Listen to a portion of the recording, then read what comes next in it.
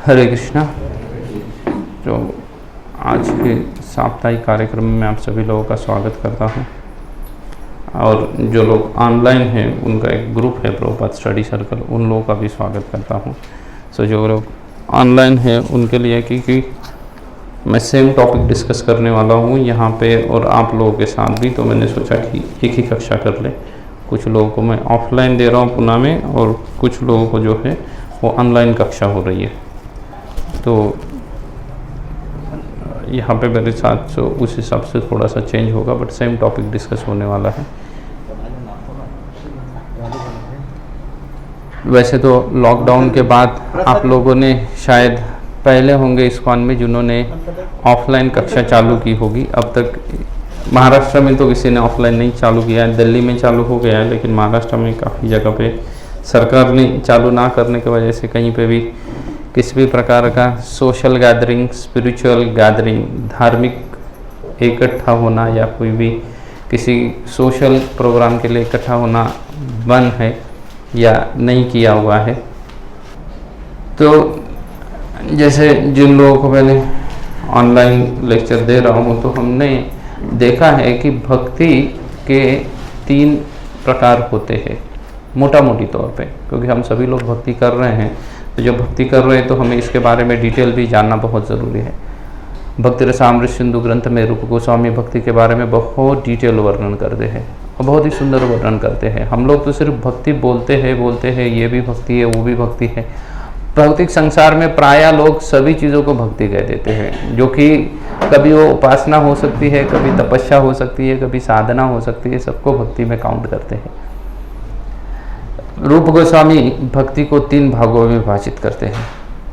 वो कहते हैं कि भक्ति जो है वो सामान्य भक्ति, भाव भक्ति और प्रेमा भक्ति में डिवाइड होती है 3 भागों में।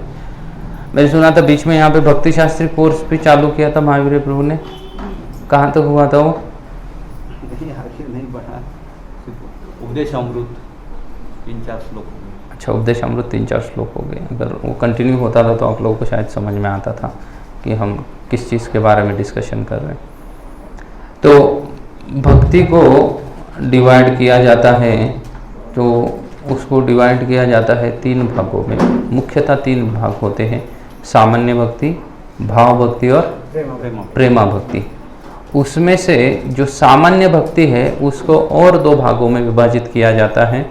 वो भाग है वैधि साधना भक्ति और उसके साथ साथ रागानुगा भक्ति। वैधि साधना भक्ति उस चीज़ को कहते हैं जो कि विधि नियमों के साथ में की जाती है। इसका मतलब ये नहीं कि बाकी भक्तियों में विधि नियम नहीं होते हैं, लेकिन खास करके गुरु के निर्देशन में विधि नियम के साथ जो भक्ति की जाती है उसे वैधि साधना भक्ति कहते हैं। सामान्य भक्ति का एक विभाग है वैधि साधना भक्ति, जो कि विधि नियमों के साथ की जाती है, उसे वैधि साधना भक्ति कहते हैं। उसके साथ फिर आता है रागानुगा भक्ति। रागानुगा भक्ति के बारे में कहा गया है, एक रागात्मिका भक्ति होती है, वो बहुत ही उच्च स्तर की भक्ति होती है। तो रागात्मिका भक्तों के भाव को प्राप्त करने के लिए जो प्रयास किया जाता है उसको कहा जाता है रागानुगा भक्ति। बस इतना ही आप लोग ध्यान में रखिएगा, बाकी ये सामान्य भक्ति यहाँ पे खत्म होगी। उसके बाद फिर चालू होता है कौन सी? भाव भक्ति। तो जो लोग ऑनलाइन भी सुन रहे हैं उनका भी आज भाव भक्ति का टॉपिक है कि भाव भक्ति किस चीज़ को कहते हैं, वो थोड़ा हम समझ के लेंगे। रागानुगा भक्ति, वैसे आप अगर वृंदावन में चले जाएंगे या संसार में किसी भी जगह चले जाएंगे, लोग बहुत बार कहते हैं कि हम तो मन में निरंतर भगवान का नाम हमारे चलता ही रहता है। मन में निरंतर नाम चलने के लिए व्यक्ति कम से कम रागानुगा स्तर पे होना चाहिए, वही मन में निरंतर भगवान का नाम ले सकता है, बाकी मन में कोई नहीं ले सकता भगवान का नाम।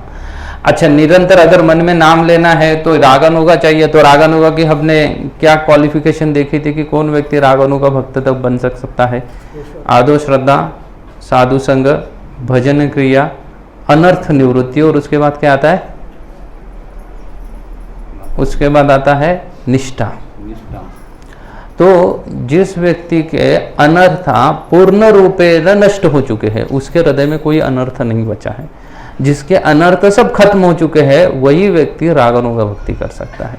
रागानुगा स्तर तक आने के लिए अनर्था को खत्म करना पड़ेगा। जिनके हृदय में भी थोड़ा सा अनर्थ का लवलेश भी है, थोड़े से भी अनर्था बाकी है, तो वो व्यक्ति रागानुगा भक्ति नहीं कर सकता है। फिर वो कितना भी कहे कि हम हृदय में भगवान के बारे में हमेशा चिंतन करते रहते, वो झूठ बोल रहा है सरासर। वो व्यक्ति ऐसा हो ही नहीं सकता है। अगर ऐसा है, अगर वो भगवान का चिंतन कर रहा है तो वो अपना जॉब छोड़ देगा, घर परिवार के बारे में चिंता नहीं करेगा, किसी चीज़ की चिंता नहीं करेगा, उसको रागानुगा कह सकते हैं। अच्छा, अगर जॉब कर रहा है तो फिर उसका खाना सोने का समय नहीं रहेगा उसके पास। वो जॉब करके आने के बाद, जैसे भक्तिविनोद ठाकुर मैजिस्ट्रेट थे, वो मैजिस्ट्रेट होने के बावजूद भी वो रागानुगा के, वैसे तो वो प्रेमा भक्ति है तो रागानुगा भक्ति के भी ऊपर है, लेकिन फिर भी वो जॉब कर रहे थे। लेकिन जब जॉब कर रहे थे, अगर उनका दिनचर्या हम देखेंगे तो वो हार्डली 2 घंटा सोते थे, सिर्फ 2 घंटा सोते थे। और उनका जो जॉब था वो 6 घंटे का था, 6 घंटा, क्योंकि वो मैजिस्ट्रेट थे। अभी हम उसको कह सकते हैं कि जो डिस्ट्रिक्ट मैजिस्ट्रेट होते हैं, क्योंकि अंग्रेज़ों का जो पीरियड था उसमें जिलाधिकारी और जिले का न्यायाधीश वो दोनों एक ही व्यक्ति हुआ करते थे। अंग्रेज़ों के सिस्टम में 2 अलग अलग पोस्ट नहीं हुआ। अभी भारत सरकार ने 2 अलग अलग बना दिया, जिलाधिकारी अलग हो गया है और उसके साथ साथ ये भी अलग हो गया है, जिला न्यायाधीश जो है वो अलग हो गया है। लेकिन अंग्रेज़ों के समय में ऐसा नहीं हुआ करता था। और तब प्रांत हुआ करते थे, ऐसे डिस्ट्रिक्ट वाइज वगैरह विभाजित नहीं किए हुए थे, प्रांत हुआ करते थे। जैसे अगर जो लोग थोड़ा सा लॉ जानते हैं ना, किस करोड़ बिजनेस करते हैं तो उनको पता होगा, हर बॉम्बे एक्ट के, अभी भी बॉम्बे एक्ट कहा जाता है, हाँ, यस यस, प्रांत साहिब कहते थे बराबर। तो वो प्रांत हुआ करते थे, तो पूरा महाराष्ट्र को 2 भागों में डिवाइड किया हुआ था, कोई जिला नहीं हुआ करता था उसके बीच में। तो वो भी मैजिस्ट्रेट थे, डिस्ट्रिक्ट मैजिस्ट्रेट। उनका 6 घंटे का जॉब रहता था, 2 घंटा सोना, 8 घंटा हो गया, और फिर बचा 16 घंटा उनके जीवन में। वो 16 घंटा निरंतर जप करते थे, इसलिए वो प्रेमा भक्ति में स्थित थे। हम जब कोई अगर दावा करता है कि मुझे रागानुगा भक्ति प्राप्त हुई है या रागानुगा भक्ति तक पहुंचना है, तो उस व्यक्ति को क्या करना पड़ेगा, कम से कम कौन से स्तर तक उठना पड़ेगा, अनर्थ से निवृत्त होकर उसको निष्ठा के स्तर पे आना पड़ेगा। और अनर्थ से निवृत्त होना इतनी आसान चीज़ तो नहीं है कि कोई व्यक्ति ऐसे ही बोल दे कि मैं अनर्थ से निवृत्त हो गया और अनर्थ से निवृत्ति हो जाए। वो इतना आसान नहीं है अनर्थ से निवृत्त होना।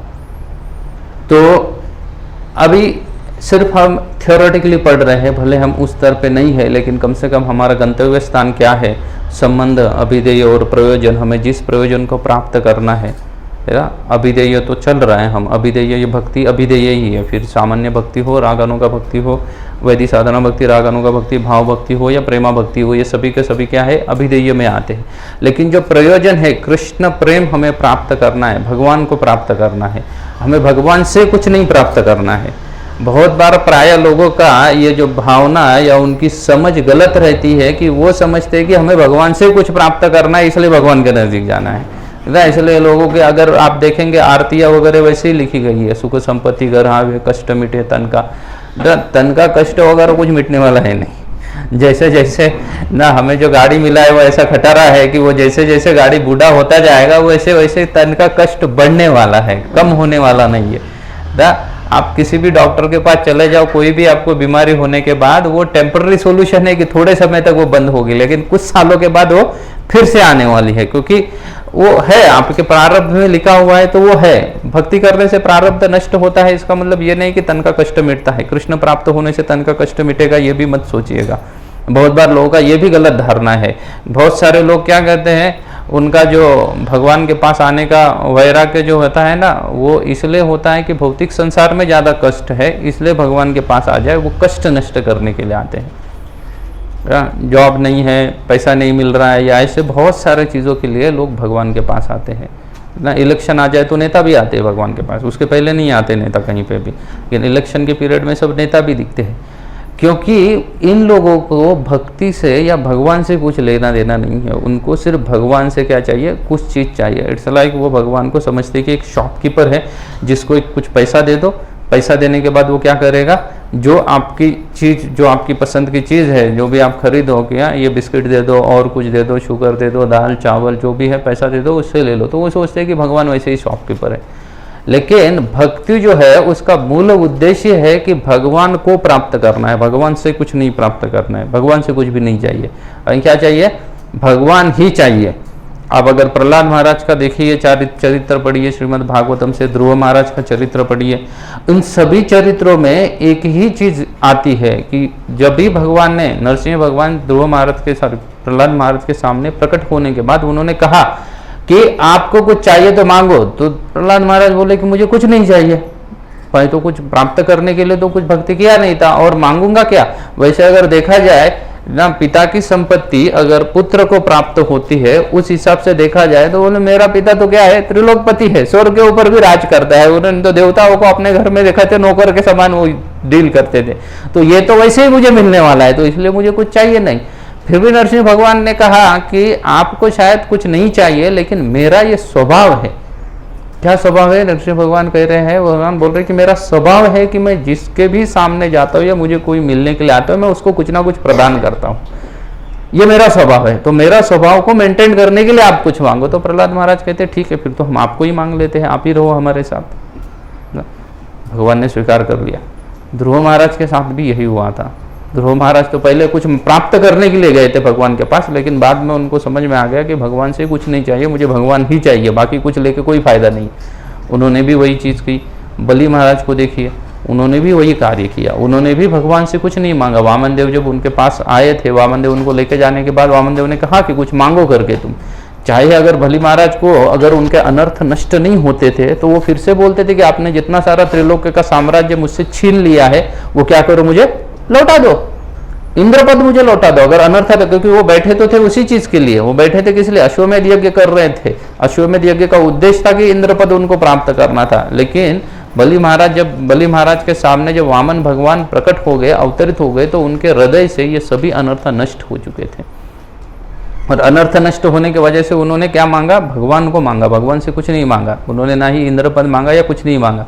और जब उन्होंने भगवान को मांगा तो भगवान बोले कि मैं स्वयं अभी तुमको इंद्र बनाना चाहता हूँ, भले तुम नहीं चाहते हो लेकिन मैं बनाना चाहता हूँ। तो अगले मनवंतर में जब आएगा तब उसमें क्या बनाया जाएगा, आपको इंद्र बनाया जाएगा। और तब तक बोले मैं क्या करूँगा तब तक, और बोले मैं आपके बिना तो रह नहीं सकता हूँ। भगवान बोले ठीक है, मैं तुम्हारे साथ रहने के लिए आऊँगा। सूतरलोक में चले गए।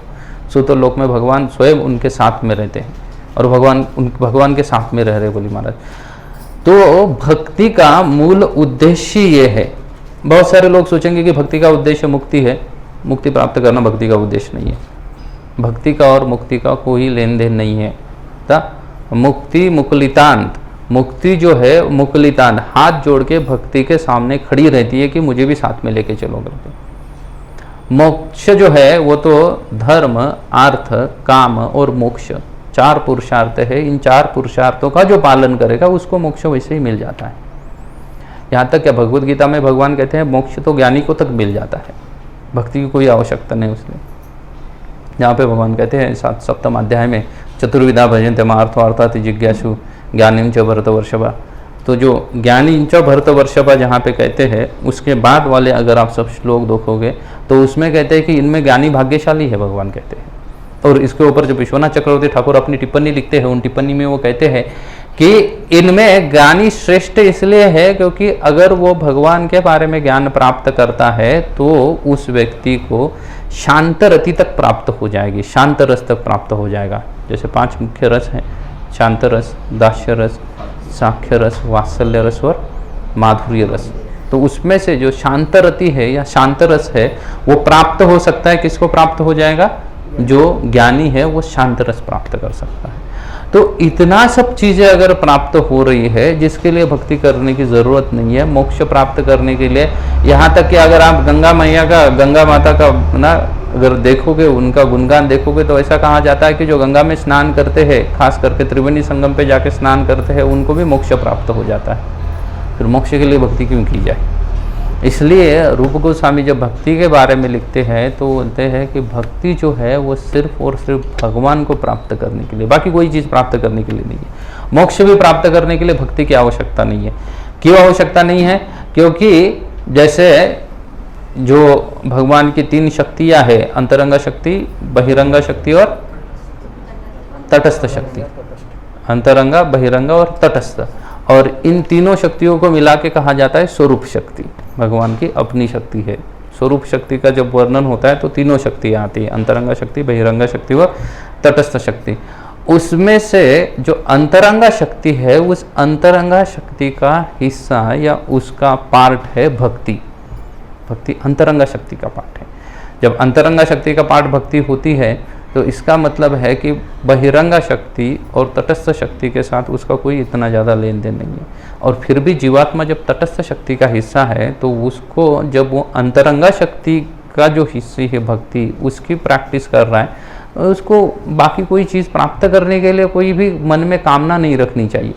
और इसलिए रागानुगा भक्ति की शुरुआत ही वहाँ से होती है जहाँ से क्या खत्म हो जाता है, हृदय में से किसी भी प्रकार का जितने सारे अनर्थ है वो नष्ट हो जाएंगे, तभी व्यक्ति रागानुगा भक्ति कर सकता है। अभी ये तो वैदिक साधना भक्ति और रागानुगा भक्ति हो गया। इसके बाद में आता है कौन सा भक्ति? भाव भक्ति आता है।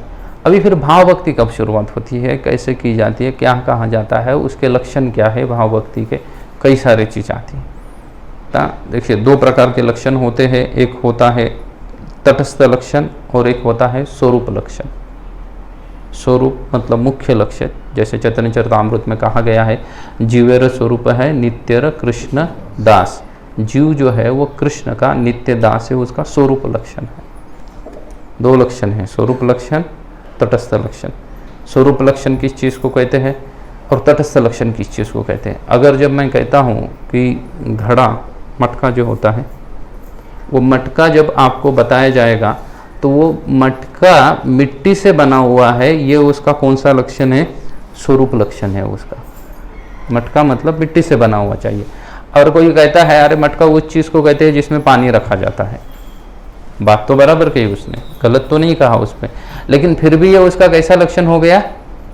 ये मटके का तटस्थ लक्षण हुआ है, स्वरूप लक्षण नहीं है। क्योंकि हो सकता है कि कोई ऐसे भी लोग हो जो मटके के अंदर चावल रख दे, कोई मटके के अंदर और किसी प्रकार का धान रख सकता है, और भी कोई चीज़ कोई रख सकता है ना। पुराने ज़माने में बहुत सारी चीज़ें मटके में ही रखी जाती थी, तो इसलिए उसको स्वरूप लक्षण नहीं कहा जाएगा। लेकिन मिट्टी उसका स्वरूप लक्षण है, क्योंकि मिट्टी के बिना मटका नहीं बन सकता। अगर आप स्टील का बर्तन बनाओ तो उसको आप मटका नहीं कहोगे ना, उसको कुछ अलग नाम कहोगे, लेकिन मटके नाम से नहीं पुकारोगे, क्योंकि अगर आपको मटका कहना है तो वो मिट्टी का ही बना हुआ चाहिए। मतलब मिट्टी उसका स्वरूप लक्षण है। और तटस्थ लक्षण और कई सारे हो सकते हैं ना, पानी रखा जाता है या और भी किसी तरीके से आप एक्सप्लेन करके दूसरे को समझ में आ जाए, वो उसका तटस्थ लक्षण हो गया। प्राय स्वरूप लक्षण से तुरंत समझ में आती है चीज़ों को। वैसे ही जब हम भाव भक्ति की बात करते हैं तो भाव भक्ति शुरुआत कहाँ से होती है? तो कहा जाता है ना, शुद्ध सत्व विशेष आत्मा, शुद्ध सत्व जिसमें होना चाहिए, ये भाव भक्ति का प्रथम लक्षण है। भाव भक्ति जिसके विशेष आत्मा, उसका जो आत्मा ही है वो क्या है? वो शुद्ध लक्षण होना चाहिए। फिर तटस्थ लक्षण और शुद्ध लक्षण दोनों हो गए, दोनों आते हैं भाव भक्ति में।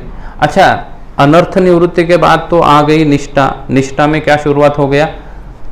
रागानुगा भक्ति आने के लिए अनर्थ निवृत्ति के स्तर के ऊपर आना चाहिए। वैसे ही जब तक आपको नाम में या भगवान में रुचि उत्पन्न नहीं होती, तब तक भाव भक्ति प्रकट नहीं होती है।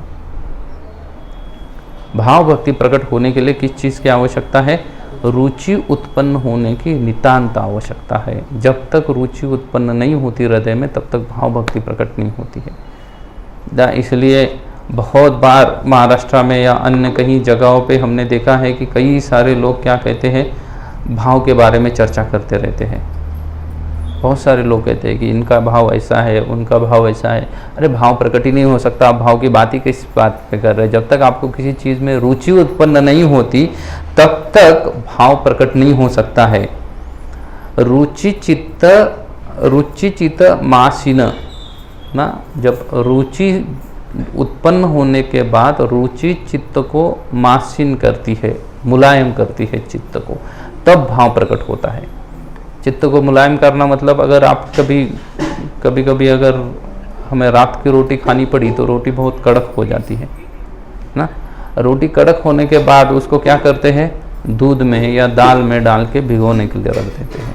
उससे वो क्या बन जाती है? नरम हो जाती है ना, मुलायम होती है थोड़ा सा। वैसे ही जब चित्त मुलायम हो जाएगा तब भाव भक्ति प्रकट हो जाएगी ना।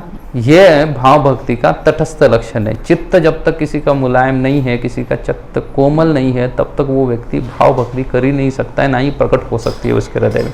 फिर चाहे वो भक्त 64 माला करने वाला हो, हर दिन गोवर्धन परिक्रमा कर रहा हो, या और न जाने क्या क्या करने दो, उसको भगवान की वर्शिप करने दो, जो भी करने दो, जब तक व्यक्ति का चित्त क्या नहीं हो रहा है, चित्त कठोर है, वो मुलायम नहीं है, तब तक उसके हृदय में भाव प्रकट नहीं हो सकता। इसलिए बहुत बार लोग, आप अगर जाओगे इस संसार में तो कई सारे लोग ऐसे मिलेंगे जो कहेंगे कि हमारा तो भाव हमेशा इसमें लगा हुआ है, उसमें लगा हुआ है, देवी देवताओं में लगा हुआ है। सबसे पहली बात तो देवी देवताओं की तो भक्ति ही नहीं होती है, देवी देवताओं की सिर्फ उपासना होती है। जब देवी देवताओं की उपासना होती है, भक्ति नहीं होती, तो किस बात पे लोग कह रहे हैं कि हमारा भाव वहाँ पे जुड़ा हुआ है? भाव जुड़ने के लिए तो चाहिए भक्ति की आवश्यकता है, लेकिन भक्ति हो ही नहीं रही है, तो फिर आप किस बेसिस पे कह सकते हो कि वो व्यक्ति का भाव उस चीज में है? भाव सिर्फ भक्ति से जुड़ा हुआ है। तो भाव भक्ति जो है, सामान्य भक्ति, भाव भक्ति का जो तटस्थ लक्षण है वो है कि उस व्यक्ति का क्या होना चाहिए? चित्त मुलायम होना चाहिए। कैसे होगा चित्त मुलायम? चित्त मुलायम होगा या सॉफ्ट होगा जब हृदय में भगवान के प्रति या भगवान के नाम के प्रति क्या आ जाए? रुचि आ जाए। अभी हम जप तो करते हैं, लेकिन हम जो जप करते हैं, क्या वास्तव में हमें जप में रुचि है? रुचि नहीं है ना। जैसे रुचि उस चीज को कहते हैं, अगर हमें जप में रुचि हो, सेवा में रुचि हो। रुचि किस चीज को कहते हैं? अगर आप सोचिए कहीं डेजर्ट में घूमने के लिए गए हो और डेजर्ट में घूमते घूमते पूरा पसीना पसीना हो जाता है शरीर, जहाँ पे पूरा डेजर्ट है, रेगिस्तान है, रेगिस्तान में जब आप घूम रहे हो, रेगिस्तान में तो सूरज ही सूरज, हमेशा धूप ही धूप रहती है, बारिश तो होती नहीं वहाँ पे। ऐसे रेगिस्तान में आप घूमने के लिए जाए हो, आपका पूरा शरीर जो है वो पसीने से लथपथ हो चुका है, और ऐसे पसीना जब शरीर में छूट रहा है तब आपको कुछ चीज़ की आवश्यकता है, तुरंत पानी की आवश्यकता है। और वो पानी की आवश्यकता होने के बाद भी एक 3-4 घंटे तक आपको पानी मिला ही नहीं। पानी की आवश्यकता तो थी आपको, लेकिन आपको और 3-4 घंटे पानी नहीं मिला, तो आपकी अवस्था कैसे हो जाएगी? मृतप्राय हो जाएगी। और आधा घंटा या 15 मिनट में पानी नहीं मिला तो क्या हो जाएगा? प्राण शरीर छोड़ के निकल जाएंगे, ऐसी अवस्था हो जाएगी। बराबर है? आप सब लोग एग्री है इससे? अगर ऐसी अवस्था भगवान का नाम लेने के लिए हो जाए, भगवान की सेवा के लिए हो जाए, तो उसको कहते हैं रुचि आना किसी चीज में। ऐसी अवस्था किस में होनी चाहिए? भगवान के नाम में या भगवान के सेवा में होनी चाहिए कि और 10 मिनट में मैंने अगर माला चालू नहीं किया तो मेरा शरीर छूट जाएगा। होती है ऐसी अवस्था? हमारी नहीं होती है ना। आजकल कोरोना में जितना जल्दी हम मास्क को याद करते हैं, उतना जल्दी तो जप को भी नहीं याद करते हैं, उतना याद नहीं करते हैं। घर से बाहर निकलने के बाद बहुत लोगों को अपनी बेड बैग भूल गए, ये याद नहीं आता, लेकिन मास्क याद आता है। आप लोगों के साथ नहीं, मेरे साथ भी होता है। परसों पिछले हफ्ते मैं पुणे से मुंबई जा रहा था, मैं मंदिर से निकल के NVCC ना, श्री राधा वृंदावन चंद्र मंदिर, वहाँ से निकल के मैं वाकड़ तक आ गया। मास्क वगैरह सब पहना हुआ था। वाकड़ में आने के बाद लगभग 25 किलोमीटर दूर आ गया मंदिर से। तब मुझे याद आया मेरे पास बिड बैग नहीं है। मैं गाड़ी साइड में लेके मेरा बैग वग सब चेक किया। एक भक्त साथ में थे, उनको पूछा तो बोलते प्रभु बिड बैग तो दिख नहीं रही है आपकी। फिर मैंने फिर से फ़ोन किया, जो मेरे साथ भक्त रहते हैं, जिस कमरे में मैं रहता हूँ मंदिर में, वो बोले बिड बैग तो यहीं पड़ी हुई है तुम्हारी। फिर से लौट के चला गया बिड बैग लाने के लिए। तो ये हमारी अवस्था है। हमारी अवस्था ऐसी है कि एक बार बिड बैग को छोड़ने के बाद फिर से उसकी याद नहीं आती हमें, तो फिर जान निकल जाए ऐसे परिस्थिति तो दूर की बात है। सेवा के लिए, सेवा कोई बोल दे तो जान निकल जाएगी हमारी, ना बोलने से जान नहीं निकलती है। अगर कोई बोल देता है कि इतना थोड़ा सा सेवा करो तो हमारा क्या निकलता है? जान निकल आता है कि बोलता है कि मैं ही दिखाता है इसको, हर वक्त मैं ही दिखता हूँ ना। उत्तम अवतार प्रभु को जब भी चाहिए तो हमें कभी पकड़ते हैं, बाकी इतने सारे लोग आते हैं उनको कभी पकड़ते नहीं सेवा करने के लिए, हर वक्त मुझे पकड़ते हैं। ऐसा जब हमारी अवस्था है तो हम कहाँ से बोल सकते हैं कि हम भाव तक पहुँच जाएंगे, प्रेमा तक पहुँच जाएंगे, या रागनुगा भक्ति तक पहुँच जाएंगे? भाव भक्ति तक पहुँचने के लिए रुचि आनी चाहिए। और ऊपर से जो मूल श्लोक है उसमें वर्णन रुचिरा किया हुआ है, बहुवचन किया हुआ है। रुचिरा मतलब एक रुचि की बात नहीं कर रहे। रुचि जब घनीभूत हो जाए तब चित्त क्या हो जाएगा? मुलायम हो जाएगा। रुचि जब तक गाढ़ी नहीं होती है भगवान की सेवा में, रुचि का डेफिनेशन है जो मैंने उदाहरण दिया पानी का, वैसा डेफिनेशन पकड़ के चलो कि तब तक वो अवस्था नहीं आती, तब तक आप नहीं कह सकते कि मुझे रुचि है करके किसी चीज़ में। इसलिए प्रायः भाव के लिए प्रभुपाद जी माता का उदाहरण देते। प्रभुपाद जी इसलिए कहते हैं कि संसार में, भौतिक संसार में प्रेम चीज़ है ही नहीं, और कहीं थोड़ा प्रेम दिखता है तो वो किसके बीच में, प्रभुपाद जी लिखते हैं अपने तात्पर्य में, कहते हैं माता और पुत्र के बीच में प्रेम का संबंध दिखता है। क्योंकि प्रायः माता ही उतनी चिंतित रहती है बच्चे के लिए, कम से कम उतनी चिंता होनी चाहिए हमारे भगवान की सेवा के लिए जितना माता चिंतित रहती है ना। और वो स्वयं स्फुरित है, वो उसके लिए ट्रेनिंग नहीं लेनी पड़ी है माता को, कुछ नहीं, स्वयं स्फुरित है, उसने पहले कभी वैसे कार्य किए भी नहीं है।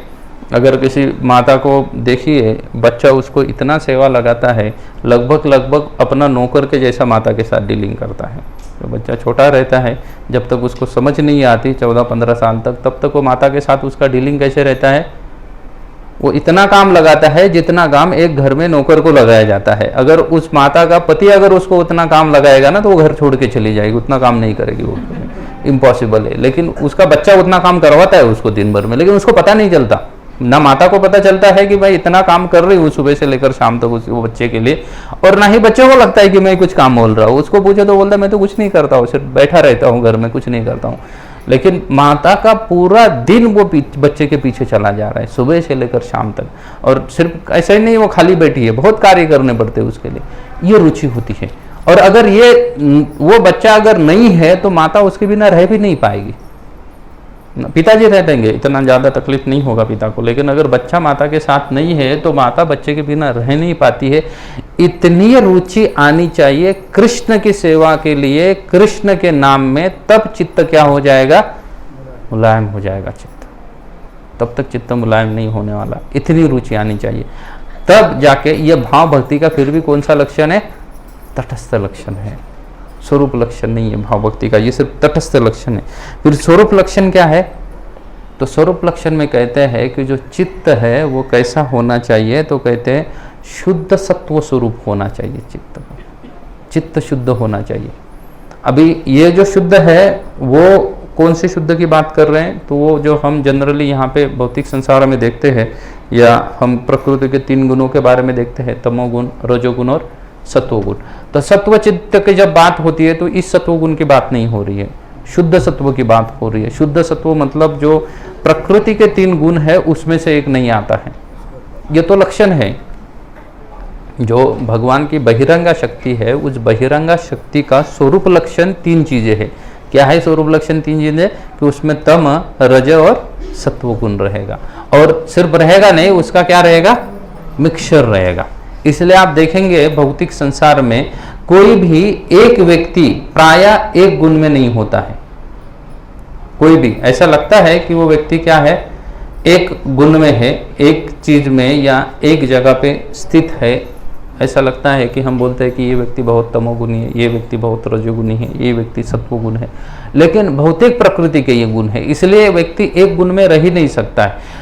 हो सकता है कि एक कौन सा गुण उसके पास ज्यादा मात्रा में हो, लेकिन वो है 3 गुणों के मिक्सचर के साथ ही, वो मिक्स है 3 गुण उसके पास।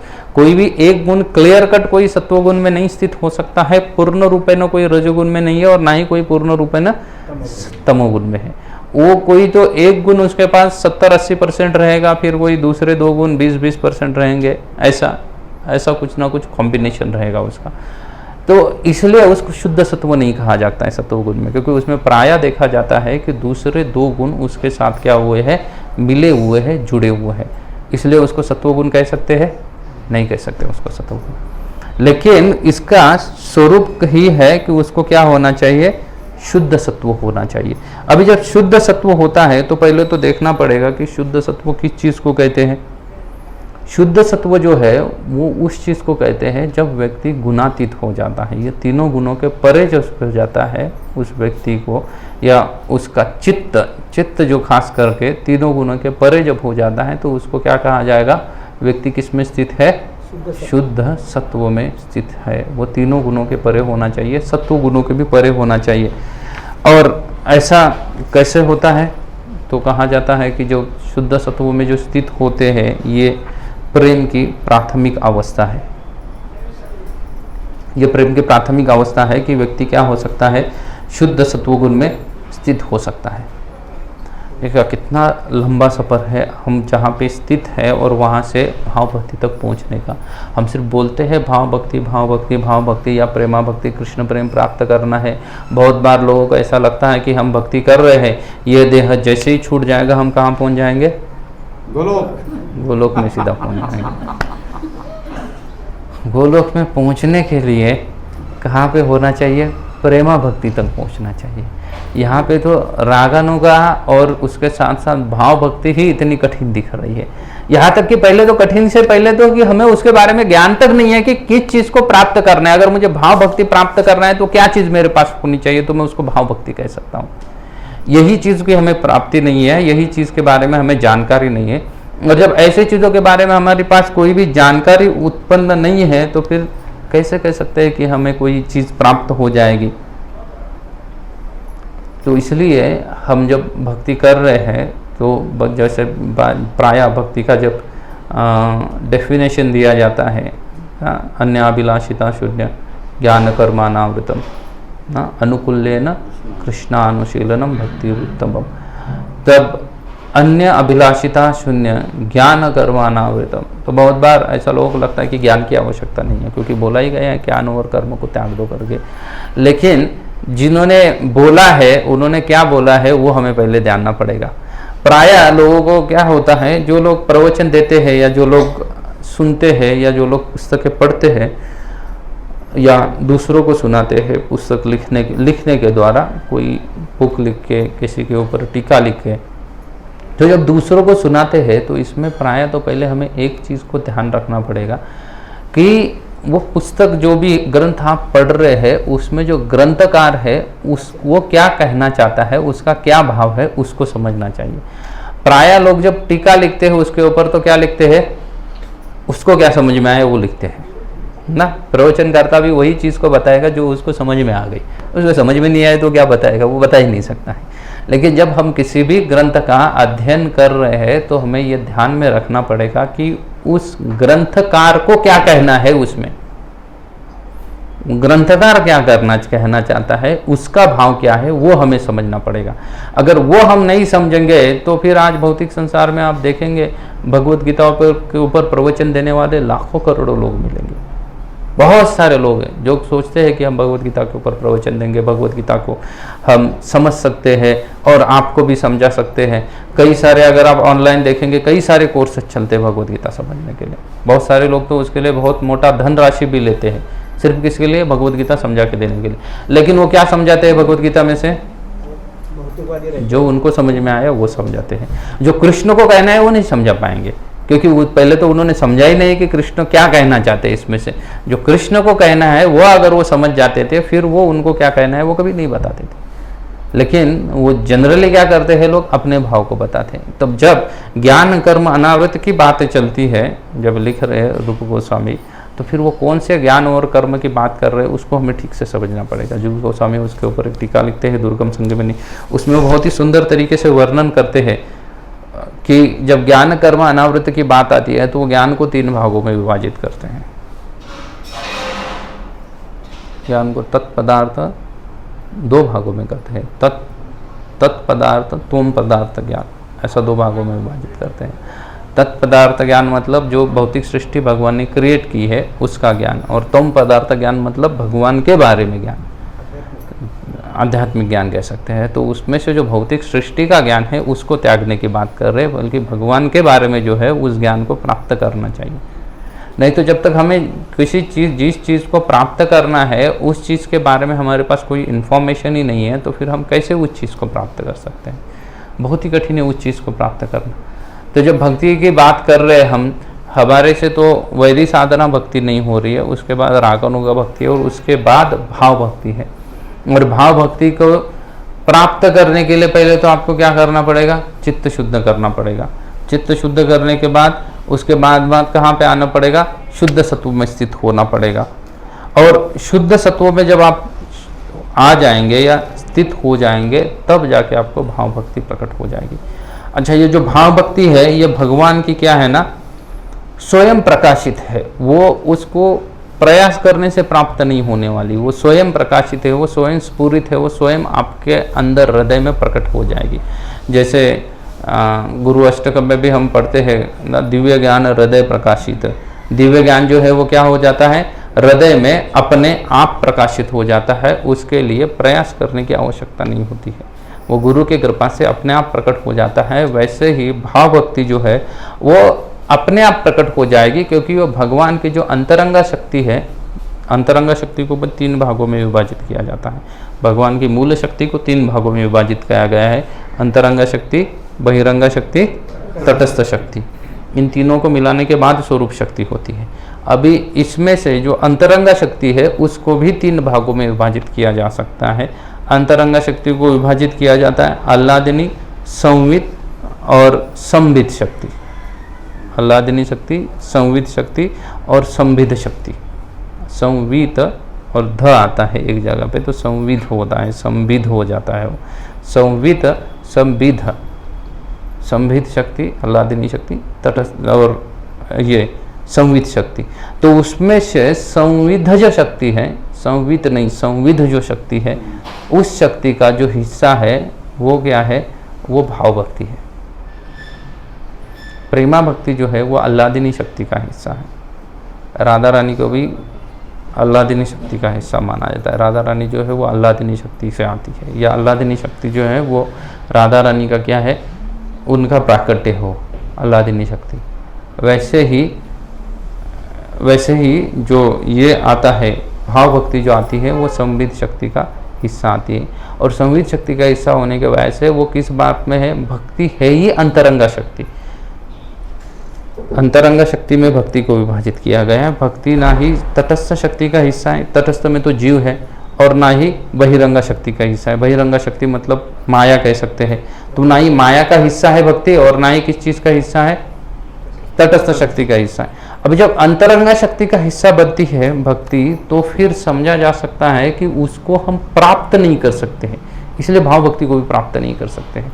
उसको प्राप्त नहीं किया जाता है भक्ति को, इसलिए कहा जाता है भक्ति ना अचीवेबल ऐसा कुछ है नहीं भक्ति में। कोई लोग कहेंगे, क्योंकि बाकी वैदिक विधान जितने सारे हैं, देवी देवता की उपासना है और भी कई सारी चीजें हैं, उनमें बहुत सारी चीजें जो है वो क्या हो जाएगा, वो अपने आप एक टास्क दिया हुआ है, अचीवेबल है उसमें। आप किसी देवता का चंद्रयान है, सूर्ययान आदि कई सारे व्रत है, उसमें ऐसा रहेगा कि एक पर्टिकुलर मंत्र है, उसका 10 करोड़ बार आप जप करो, आपको ये चीज प्राप्त हो जाएगी, और वो होगी। कोई जरूरत नहीं उसके अंदर आपका चित्त है या नहीं है, आपको अगर वो मंत्र का आप उतना उच्चारण करते हो, आपको वो चीज प्राप्त होगी। प्राय महाराष्ट्र में लोग 16 सोमवार, 18 गुरुवार, पता नहीं कितना नंबर है एग्जैक्टली, कई सारी चीजें ऐसा करते रहते हैं, करते हैं ना ऐसे बहुत सारी चीजें, 16 सोमवार करते हैं और कुछ चीजें करते हैं। और उसका प्राय अभी नवरात्र चल रहा है, लोग 9 दिन का भी उपवास रखते हैं। अगर इस चीज को वो ठीक से पालन करेंगे तो उनका जो भी इच्छित, उनके हृदय में जो भी उन्होंने रखा है इच्छित, जो उनको प्राप्त करना है वो प्राप्त कर ही लेंगे। कोई दिक्कत नहीं आएगी, कोई कठिनाई नहीं आएगी, अगर वो उस व्रत को ठीक से पालन करते हैं तो उनको जो भी चीज प्राप्ति करनी है वो चीज आसानी से प्राप्त करेंगे ना। भागवत में भी उल्लेख आता है, पुंसावान व्रत का उल्लेख आता है ना। वो अगर किया, वो व्रत अगर पूरा विधि नियम के साथ करेंगे तो जो इच्छित चीज है वो प्राप्त करने के लिए, जो इसके लिए वो किया है अनुष्ठान, वो चीज प्राप्त ही होगी। जैसे आपका भाव हो या ना हो, लेकिन अगर आप 100 अश्वमेध यज्ञ करने में कामयाब हो जाते हैं, 100 अश्वमेध यज्ञ करते हैं, तो फिर आपको क्या हो जाएगा, आसानी से इंद्रपद प्राप्त हो जाएगा तुरंत। ऐसा नहीं है कि अपने अभी करने के बाद वो इंद्र नहीं जब तक जाता तब तक वेटिंग में रहेगा और फिर आपको ले लेंगे, ऐसा नहीं है। सरकारी नौकरी की तरह नहीं है। सरकारी नौकरी में पहले रिटायर्ड नहीं होता तब तक बाकी लोगों का इंटरव्यू तो हो जाता है, लेकिन ज्वाइनिंग नहीं होती है उसकी। क्यों ज्वाइनिंग नहीं हुई है, तो कहते हैं कि जगह नहीं है, जगह खाली नहीं है म्हणून देत नहीं नौकरी। क्यों जगह खाली नहीं है, क्योंकि पहले वाले रिटायर्ड नहीं हुए हैं, उनको जब निकालेंगे तभी दूसरों को ले लेंगे। अश्वमेध यज्ञ 100 अश्वमेध यज्ञ करने के बाद ऐसा कोई नियम नहीं है। आप 100 अश्वमेध यज्ञ जब आप करते हो तो तुरंत ही आपको क्या दिया जाएगा, इंद्रपद प्रदान होगा। और ऐसा हुआ है, ऐसा नहीं है कि ऐसा नहीं हुआ है। जिसने 100 अश्वमेध यज्ञ पूरे किए उसको तुरंत ही इंद्रपद प्राप्त हुआ था। शास्त्र में आप महाभारत पढ़ के देखिए, महाराजा नहुष की कथा आती है। नहुष ने 100 अश्वमेध यज्ञ किए, तुरंत उसको इंद्र बनाया गया। तुरंत उसको इंद्रपद प्राप्त किया गया। बाद में नहुष ने मिस्टेक किया कि उसको इंद्र भी नहीं मिला और यहाँ राज था वो भी चला गया उसका, उसको सर्प बनना पड़ा। उन्होंने सप्तऋषियों से श्राप प्राप्त कर लिया और महाराजा नहुष क्या बन गए, सर्प योनि में चले गए, उनको सर्प बन के घूमना पड़ा। वो तो उनकी गलती है, लेकिन अश्वमेध यज्ञ करने के बाद उनको तुरंत मिल गया था इंद्रपद। और उधर जाके अगर वो गलती कर रहे हैं, इसका मतलब उनका हृदय शुद्ध नहीं हुआ था। अगर हृदय शुद्ध होता तो इंद्र बनने के बाद गलती नहीं करते थे महाराजा नहुष। लेकिन इंद्र बनने के बाद अगर नहुष गलती कर रहे, इसका मतलब उनका हृदय शुद्ध नहीं है, उसके बाद भी उनको इंद्रपद प्राप्त किया गया है या प्रदान किया गया। क्योंकि बाकी जितने सारी देवी देवता या वैदिक अनुष्ठान है, ये सभी के सभी अचीवेबल है। आपको उसको दी वही सभी चीज़ों का अगर ठीक से आप करोगे, उस अनुष्ठान के लिए जितने सारे विधि नियम बताए हैं, उन विधि नियमों का आप ठीक से अगर पालन करोगे तो आपको वो तुरंत ही प्रदान किए जा सकते हैं। लेकिन भक्ति में ऐसा अचीवेबल कुछ नहीं है। भक्ति आप ऐसे ही प्राप्त नहीं कर सकते। आप बोलेंगे कि मैं 4 साल ना 20 साल से माला कर रहा हूँ, 40 साल से माला, 40 साल तो छोड़ो, 40 जन्म, 40,000 जन्म, 40 लाख जन्म भी माला करो, जब भक्ति अचीवेबल भक्ति में कुछ नहीं है। भक्ति सिर्फ और सिर्फ क्या है, प्राप्त करने जैसी है, स्वयं प्रकाशित होने चाहिए। किसकी इच्छा से होती है भक्ति प्रदान? एक तो भगवान स्वयं प्रदान करते हैं, नहीं तो कौन प्रदान करता है? भगवान के भक्त प्रदान करते हैं। या तो शुद्ध भक्त प्रदान करेगा या तो भक्ति क्या हो जाएगी, स्वयं प्रकाशित हो जाएगी। वैसे ये जो भाव है, ये भाव भी एक तो भगवान की कृपा से स्वयं प्रकट हो जाएगा, नहीं तो भक्त प्रदान कर देंगे। अच्छा, अगर भाव भक्ति को प्राप्त करने के लिए रुचि तक आना चाहिए तो हम समझ गए। अच्छा, रुचि तक आना चाहिए, अभी रुचि तक आने के लिए भाव, फिर भी भाव नहीं मिलेगा, या तो भगवान ने देना चाहिए या तो क्या है, भक्त ने देना चाहिए। तो फिर हम इतना सारा कर रहे हैं, वैदिक साधना भक्ति, इतना सारा अनुष्ठान हम कर रहे हैं, 4 नियम का पालन कर रहे हैं, 16 माला जप कर रहे हैं, भोग लगा के खा रहे हैं, इतना, जैसे राधा गोविंद महाराज की भाषा में बताओ तो बोलते हैं इस्कॉन मतलब नहाने धोने वालों की संस्था, दिन में 4 बार नहा रहे हैं। इतना सब हम क्यों कर रहे हैं, है ना? इससे अगर हमें भाव नहीं प्राप्त होने वाला है तो इतना सब चीजें करने का मतलब क्या होता है? इतने सारे सभी चीज़ों में हम क्यों जुड़े हुए हैं, जब अगर हमें भाव प्राप्त नहीं होने वाला इतना सब करने के बाद? क्योंकि भाव तो या तो भगवान प्रदान करेंगे या तो क्या हो जाएगा, प्रकट हो जाएगा। भक्त की कृपा से या शुद्ध भक्त की कृपा से वो प्रदान कर देंगे। अगर ये दोनों चीज है, या तो शुद्ध भक्त दे देगा या भगवान की कृपा से प्रकट होने वाला है, तो फिर से प्रश्न उपस्थित हो ही रहा है कि हम इतना सब चीजें क्यों करें। और देखिए, जो पीएचडी होती है ना, डॉक्टरेट, डॉक्टर नहीं, एक डॉक्टर होता है जो इंसान के शरीर अगर कुछ बिगड़ गए तो होता है, और एक डॉक्टरेट होती है। तो जो एक डॉक्टरेट जो चीज़ होती है जिसमें पीएचडी दी जाती है, उसमें भी 2 तरीके होते हैं। एक तरीका होता है वो कि आप प्रॉपरली पीएचडी के लिए एडमिशन ले लो और रिसर्च करो, 4 साल 5 साल 10 साल जब तक आप रिसर्च आपका चलता रहेगा, रिसर्च करो, पेपर पब्लिश करो, 2-3 पेपर पब्लिश करो, उसके बाद 2-3 जगहों पेपर पढ़ने के लिए चले जाओ ना, सेमिनार देना कहते हैं उसको, वह थीसिस को जाके पढ़ो, उसको जाके, और ये सब करने के बाद आपको डॉक्टरेट मिलेगा। और दूसरा तरीका डॉक्टरेट है कि उसको क्या कहा जाता है, मानस डॉक्टरेट मिलता है। परम पूज्य गोपाल कृष्ण महाराज के पास 3 डॉक्टरेट है, 3 अलग अलग यूनिवर्सिटी ने उनको दिया है डॉक्टरेट। तो ऐसा भी डॉक्टरेट होता है। एक बार मैंने सुना था बीच में लालू प्रसाद यादव को IIM ने दिया था डॉक्टर, पीएचडी डिग्री उनको बहाल की दी थी।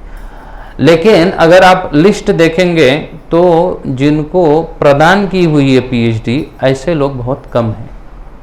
किसने प्रदान किए ऐसे लोग क्या है, कम है। और जिन्होंने मेहनत करके लिया है या जिन्होंने प्रयास किया और उसके बाद उनको पीएचडी दी गई, ऐसे पीएचडी मिला है, ऐसे लोग क्या है, ज़्यादा है। हालांकि दोनों जगह पे वो जब थीसिस आपका पब्लिश होता है उसके बाद भी कृपा ही चाहिए। वो जो बोर्ड जो है, जो एक कमेटी रहती है यूनिवर्सिटी में, उनको वो थीसिस पसंद आना चाहिए। कोई मार्किंग सिस्टम नहीं है कि आपने गलत लिखा या सही लिखा ना। जैसे जनरल एग्जामिनेशन क्या होता है, आप कुछ उत्तर जो होते हैं वो रट के चले जाते हैं, वो लिख देते हैं, वो सही है तो वो मार्क्स दे देंगे। लेकिन यहाँ पे ऐसा नहीं हो, उनको थीसिस पसंद आना चाहिए, तभी वो आपको पीएचडी बहाल करेंगे। लेकिन वैसे ही अगर हम वैदिक साधना भक्ति कर रहे हैं तो साधना भक्ति के द्वारा भगवान की कृपा को आकर्षित करने के चांसेस जो है वो बढ़ जाते हैं। चाहे भगवान की कृपा हो और चाहे शुद्ध भक्त की कृपा हो, किसकी भी कृपा हो, उस कृपा को आकर्षित करने के क्या हो जाता है, चांसेस अच्छे खासे बढ़ जाते हैं। सिर्फ अपने आप कृपा हो जाए तो हम तो कोई मृगारी नहीं है कि नारद मुनि रास्ते पे घूम रहे और अचानक से मिल गए हम नारद मुनि को कहीं पे और नारद मुनि ने कर दी भक्ति प्रदान।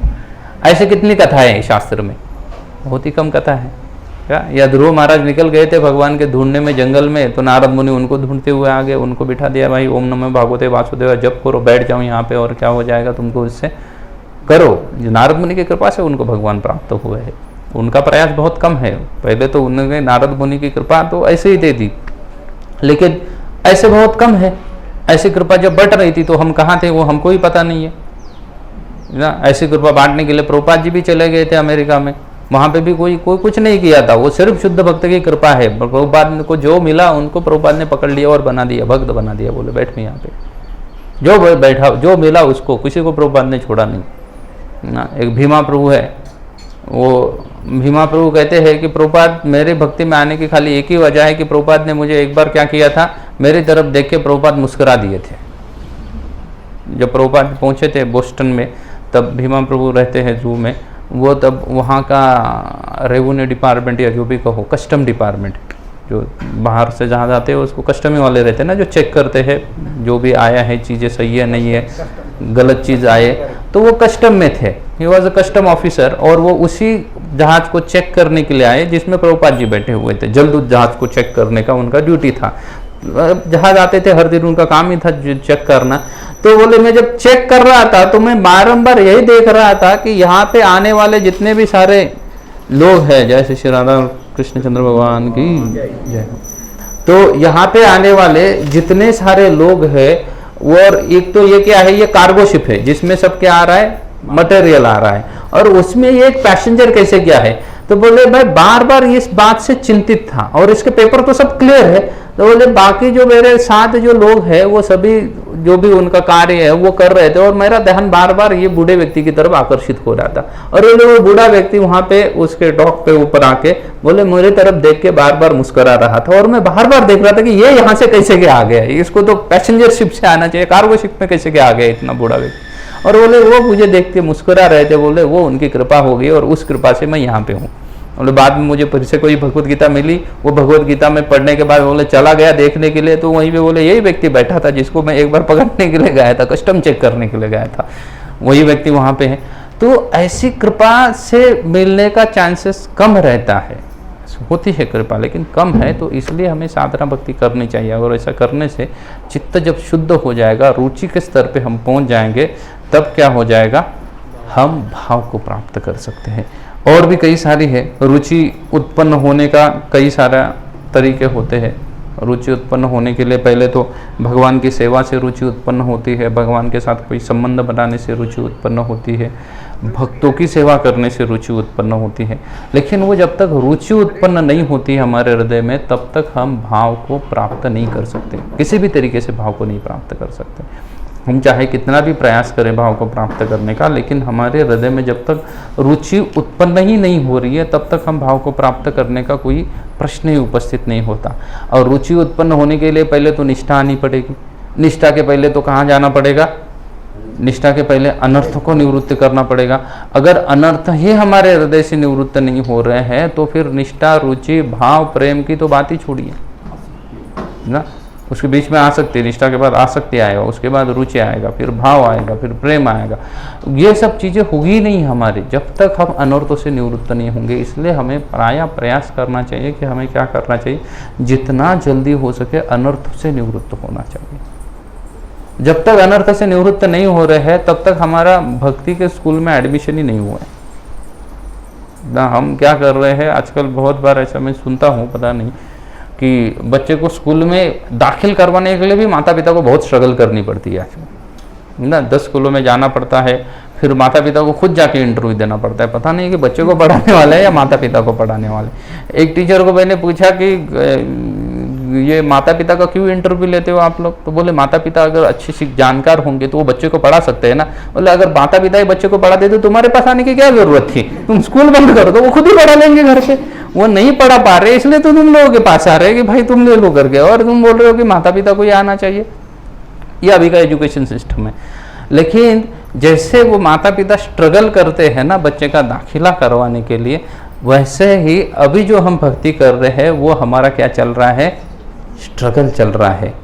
क्या करने के लिए? सिर्फ और सिर्फ भक्ति में दाखिला करवाने के लिए। क्योंकि जब तक अनर्थ से हम बाहर नहीं आते तब तक भक्ति की मूल रूपे न शुरुआत ही नहीं होती। हालांकि तो बोला जाता है आदो श्रद्धा तथा साधु संग भजन क्रिया अनर्थ निवृत्ति। श्रद्धा साधु संग भजन क्रिया से भक्ति की शुरुआत होती है। शुरुआत मतलब स्ट्रगल की शुरुआत होती है, मूल भक्ति की शुरुआत नहीं होती है, सिर्फ स्ट्रगल की शुरुआत होती है। तो वैसे ही जब तक अनर्थ निवृत्ति जब तक नहीं होती तब तक वैसे तो नहीं कहा जा सकता कि हम भक्ति शुरुआत किए। फिर भी बोला जाता है कि चलो ठीक है, क्योंकि माता पिता ने एक बार स्ट्रगलिंग चालू किया एडमिशन लेने के लिए, तो किसी ना किसी स्कूल में बच्चे का दाखिला तो करवा ही देंगे। अभी उन्होंने चालू तो किया है ना कि उसको दाखिला करवाने के लिए एडमिशन मिशन पे तो निकल गए, उसमें ऐड करने के कहीं पे, तो वो कभी ना कभी तो दाखिल करवा ही देंगे, इसलिए उसको भी स्कूल में जाने के बराबर ही काउंट किया जा सकता है। वैसे ही अभी जो हम कर रहे हैं, हालांकि हमारे हृदय में बहुत सारे अनर्थ हैं, हम अनर्थ से निवृत्त नहीं हुए, फिर भी काउंट कैसा किया जा सकता है कि ठीक है, क्या हो गए ये लोग, अनर्थ से निवृत्त हो गए हैं, अनर्थ से निवृत्त हो गए हैं, ऐसा काउंट करके कंसिडर किया जाता है कि भक्ति शुरुआत हो गई है। लेकिन वास्तव में भक्ति नहीं शुरुआत हुई, क्योंकि हमारे हृदय में अभी बहुत सारे अनर्थ बचे हुए, और अनर्थ से जब निवृत्त हो जाएंगे तभी धीरे धीरे हमारी निष्ठा आ जाएगी। अभी तक हमारी निष्ठा नहीं है हरिराम के ऊपर, पूर्ण रूपे ना हमारी निष्ठा नहीं है ना। जितना प्रभुपाद की निष्ठा थी उतना हमारी निष्ठा नहीं है। प्रभुपाद जब बीमार थे तब प्रभुपाद को चरणामृत दिया जाता था और दवाइयाँ दी जाती थी, तो जो भी एलोपैथिक मेडिसिन हो या जो भी पद्धति के मेडिसिन हो, तो प्रभुपाद जी चरणामृत पीते थे, मेडिसिन नहीं लेते थे। तो प्रभुपाद जी के शिष्य उनको पूछते थे कि प्रभुपाद जी मेडिसिन तो लेना चाहिए, आप ठीक नहीं होंगे। प्रभुपाद जी कहते हैं if charanamrit is not working nothing will work. बोले अगर मैं बीमार गिरा हूँ और चरणामृत कार्य नहीं कर रहा है मुझे ठीक करने का, तो कोई दवाई मुझे ठीक नहीं कर सकती। वहाँ प्रभुपाद जी बोलते हैं अकाल मृत्यु हरणम सर्व व्याधि विनाशनम। चरणामृत का लक्षण ही है कि वो क्या करेगा, अकाल मृत्यु भी किसकी आई हुई है, किसी रोग से व्यक्ति मरने वाला भी है, उसको चरणामृत क्या करेगा, बचाएगा। अकाल मृत्यु हरणम सर्व व्याधि विनाशनम। सभी व्याधि मतलब जितने सारे शरीर की व्याधियां है वो चरणामृत क्या कर देगा, नष्ट कर देगा। तो प्रभुपाद जी बोल रहे अगर यही कार्य नहीं कर रहे तो ये दवाई को लेके मैं क्या करूँगा। हमारा भरोसा किस पे है, दवाई के ऊपर ज्यादा है हमारा चरणामृत के ऊपर भरोसा नहीं है कि वो कार्य करेगा करके, हमारा दवाइयों के ऊपर भरोसा है। तो ये हमारी निष्ठा है। तो ऐसी हमारी निष्ठा अब तक भौतिक संसार में जब लगी हुई है तो फिर बाकी चीज़ों का तो सवाल ही नहीं पैदा होता कि हम भक्ति के लिए कुछ भी हमारे हृदय में उत्पन्न हो जाए करके। और फिर रागानुगा या भाव उत्पन्न होना, जैसे कह रहा था कि ना पानी नहीं मिलने से अगर किसी रेगिस्तान में व्यक्ति की जान चली जा सकती है, कुछ समय में उसको पानी नहीं मिला, वैसी अवस्था हमारी होनी तो बहुत ही दूर की बात है। ऐसी अवस्था तो बहुत ही रेयर बात है कि वो चीज़ नहीं मिली तो जान जा सके। वैसे तो हमारी आसक्ति उतनी भौतिक संसार में भी नहीं है कि भौतिक संसार की कोई चीज़ नहीं मिली तो हमारी जान चली जाएगी, ऐसा भी नहीं है। वहाँ पे भी हम एडजस्ट करके जीना सीख लेते हैं किसी ना किसी तरीके से, वहाँ पे भी एडजस्ट करते हैं। तो हमारा स्पेसिफिकली भौतिक संसार की आसक्ति में भी हमें एक्सपीरियंस नहीं है कि भगवान के साथ कितनी आसक्ति बढ़ानी चाहिए ना, उसको अपोजिट भी नहीं कर सकते हैं। जनरल एग्जाम्पल तो हम दे रहे हैं, लेकिन फिर भी उतना हमें एक्सपीरियंस भौतिक संसार का भी नहीं है कि ना कि कोई चीज़ प्राप्त ना होने से प्राण निकल जाए तन से, ऐसी अवस्था को क्या कहते हैं, कैसी होती है अवस्था का, उसका हमें भौतिक का एक्सपीरियंस नहीं है। फिर तो आध्यात्मिकता का कब आएगा। लेकिन उतना चाहिए है हमें भक्ति की शुरुआत करने के लिए, और ऐसे भाव भक्ति प्राप्त हो जाएगी, उसके बाद प्रेमा भक्ति प्राप्त हो जाएगी, और जब प्रेमा भक्ति प्राप्त होगी तब क्या होंगे, भगवान की प्राप्ति हो जाएगी। क्योंकि भक्ति का मूल उद्देश्य भगवान को प्राप्त करना है, भगवान से कुछ प्राप्त करना नहीं है। भगवान से कुछ प्राप्त करना ये भक्ति का मूल उद्देश्य है ही नहीं। अगर आपको वैसे ही कुछ चीज़ प्राप्त करनी है तो इतना भक्ति के लिए मारपीट करने की आवश्यकता नहीं। किसी देवी देवता के साथ भी मांगोगे तो भी भगवान दे देंगे, या सिर्फ भगवान के ना कुछ थोड़े से भगवान के गुणगान गा लोगे तो भी भगवान प्रदान कर रहे हैं, या आपके कर्म के अनुसार तो कोई चीज़ें अच्छी या बुरी चीज़ें आपको वैसे ही मिलने वाली है, तो उसके लिए इतने प्रयास की आवश्यकता नहीं है। लेकिन भगवान को प्राप्त करना है, इसलिए भक्ति की आवश्यकता है करना। हरे कृष्णा। किसी का कोई प्रश्न है? शुद्ध सात्विक भाव या वासुदेव स्थिति, ये दोनों बराबर है क्या? वासुदेव स्थिति आगे आते हैं वासुदेव स्थिति कौन से पुस्तक में लिखा है प्रभु जी? सॉरी। ये भक्ति रसामृत सिंधु नहीं तो भागवत में वासुदेव स्थिति प्राप्त करता है, जैसा शुद्ध सात्विक भाव के बताते वो आता है, वो वासुदेव स्थिति प्राप्त करता है। वो ना ही भक्ति रसामृत सिंधु में ऐसा लिखा है, ना ही भागवतम में ऐसा लिखा है। मैं कभी वापस दोबारा पढ़ूंगा तो उसमें, क्योंकि वासुदेव स्थिति जो आप चीज़ को कह रहे हैं, जीवात्मा वासुदेव के स्तर पे कभी नहीं पहुंच सकता है। नहीं, वासुदेव स्थिति उधर बताया। जो शुद्ध सात्विक भाव है वो है कि भगवान की नित्य स्मरण हमें होना चाहिए। शुद्ध सात्विक भाव को वही कहते हैं कि जो भी जितनी सारी भौतिक संसार की चीज़ें हैं, उस चीज़ों का क्या होना चाहिए, उसको भूल जाना चाहिए व्यक्ति। जब तक हम भौतिक संसार की चीज़ों को याद में रख रहे हैं, कई सारे हो सकती है, उसको जब तक हम भूल नहीं पा रहे हैं, तब तक हमारे अंदर शुद्ध सात्विक भाव उत्पन्न नहीं होगा। और वो कैसे उत्पन्न होता है उसके है आगे स्टेप दिए गए हैं कि कैसे सात्विक भाव उत्पन्न होता है, तो उसके लक्षण क्या क्या दिखाई देते हैं। उसके लक्षण है कि बहुत लोग कहते हैं कि सात्विक भाव मतलब वो मन की स्थिति होती है, वो मन की स्थिति नहीं होती। सात्विक भाव जो होता है, शुद्ध सात्विक भाव है, वो मन के द्वारा प्रकट होता है ना। कोई चीज़ अगर आती है तो उसको आने के लिए कोई तो एक माध्यम चाहिए, तो वो मन को माध्यम बनाता है। शुद्ध सात्विक भाव जब प्रकट होता है तो मन के माध्यम से प्रकट होता है। बहुत सारे लोग सोचते हैं कि भगवान में मन लगना से शुद्ध सात्विक भाव कहते हैं, नहीं, वो मन के माध्यम से प्रकट होगा भाव। अब मन के माध्यम से कब प्रकट होगा? जब भगवान की इच्छा होगी, संकल्प मात्र। भगवान अगर संकल्प करते हैं कि कोई शुद्ध बन जाए तो वो शुद्ध बन जाएगा, या भक्तों का कृपा होना चाहिए कि शुद्ध भक्त की कृपा। और वो दोनों स्तर पे आने के लिए हमें साधना भक्ति ठीक से करनी पड़ेगी। या तो हम फिर उससे भगवान की कृपा को आकर्षित कर सकते हैं या भक्त की कृपा को आकर्षित कर सकते हैं। इनमें से किसी एक की कृपा को आकर्षित करना जरूरी है। और फिर उसकी शुरुआत तो वही, फिर जैसे भक्ति की शुरुआत के बारे में कहा गया है, आदो गुरु पादाश्रय। अगर गुरु का पादाश्रय ग्रहण करेंगे, गुरु के चरण ग्रहण करेंगे, शिक्षा दीक्षा आदि गणा, गुरु का पादाश्रय ठीक से ग्रहण करेंगे, उनकी शिक्षा दीक्षा लेने के बाद उनके बताए हुए रास्ते पे ही अगर हम चलेंगे तो ही हमारी वैदिक भक्ति ठीक से होगी, और फिर हम भगवान की या किसी शुद्ध वैष्णव की कृपा को आकर्षित कर सकते हैं। लेकिन प्राय ऐसा होता है कि हम सिर्फ दीक्षा ले लेते हैं या शिक्षा गुरु से लेते नहीं है, या गुरु क्या चाहते हैं हमसे इस बात को हम समझते ही नहीं है। अच्छा, कभी नहीं समझते तो कभी जाके पूछ सकते हैं गुरु से कि क्या चाहते हैं गुरु महाराज ना, कोई एक वर्ड में हमें बताओ। हम तो जब महाराज को मिलते हैं तो हम प्राय महाराज को पूछ लेते हैं कि महाराज एक इंस्ट्रक्शन दो, तो एक चीज़ बताओ कि क्या करूँ मैं आपके लिए। आप मल्टीपल चीज़ें बोलोगे तो हम नहीं कर पाएंगे, तो आप एक सेंटेंस में बताओ या एक तरीके से बता दो कि हम आपके लिए क्या कर सकते हैं। तो प्राय गुरु बता देते हैं। बताने के बाद फिर उस चीज़ के ऊपर कार्य करना चाहिए। प्राय गृहस्थ भी कुछ कभी कभी पूछने का प्रयास करते हैं। वो आते हैं गुरु को और पूछते हैं महाराज क्या करूँ मैं, तो महाराज बोलते हैं 4 नियम का कठोरता से पालन करो, 16 माला ध्यानपूर्वक जप करो। वो उसी से सोचता है महाराज कुछ बोले ही नहीं मुझे। अरे बोले नहीं, बोले तो है, ध्यानपूर्वक 16 माला करो करके जप। लेकिन हमें लगता है कि वो तो नॉर्मल चीज़ है, लेकिन ध्यानपूर्वक 16 माला जप करना कोई नॉर्मल बात नहीं है, बहुत बड़ी चीज़ होती है जो कि हम कर नहीं पाते हैं। 16 माला का ध्यानपूर्वक जप या उस प्रयास में जुटते नहीं हैं। फिर हमारा जब तो फिर अलग अलग चलता रहता है, न्यूज़पेपर रीडिंग जब, क्या क्या न्यूज़ वॉचिंग जब चलता रहता है, वॉकिंग जब चलता है, जिसमें हम वॉकिंग किसके लिए कर रहे हैं? शरीर के लिए। उसके साथ क्या कर रहे हैं? तो हम किसके लिए कर रहे हैं? आत्मा के लिए कर रहे हैं, शरीर के लिए कुछ कर रहे हैं। लेकिन प्रभुपाद ने वैसा प्रयास करने के लिए तो बोले है ना कि करते रहो। नहीं करते रहो, वो तो नहीं, कौन सी भी स्थिति वो तो ठीक है। अभी तो हम प्रगति की बात कर रहे हैं ना। करने के लिए तो एन प्रकार है ना, आप स्कूल में दाखिला दे दोगे तो आप जो भी सीखो, 1 2 3 4 अक्षर सीखो, वो सब चीज बराबर है, वो कोई लॉस तो नहीं है उसमें। लेकिन अभी तो हम उसकी बात ही नहीं कर रहे, हम तो टॉपर आने की बात ही चल रही है यहाँ पे। हम अटके हुए जहाँ पे पास होने के लाले पड़े, और भक्ति रसामृत सिंधु बोल रहा है कि तुम टॉपर निकल जाओ, इसमें प्रेमा भक्ति प्राप्त करो। प्रभुपाद गुरु महाराज को मैंने स्वयं पूछा, महाराज को पूछा कि महाराज आप भी प्राय देखते हैं कि आप जो वॉकिंग करते हो तो जब करते हो। महाराज बोले that is my extra round not 60। Maharaj clearly बोले वो मेरा एक्स्ट्रा राउंड है, 16 राउंड नहीं है। मेरा 16 माला जब मैं बैठ के करता हूँ, मेरे रूम के अंदर बैठ के करता हूँ।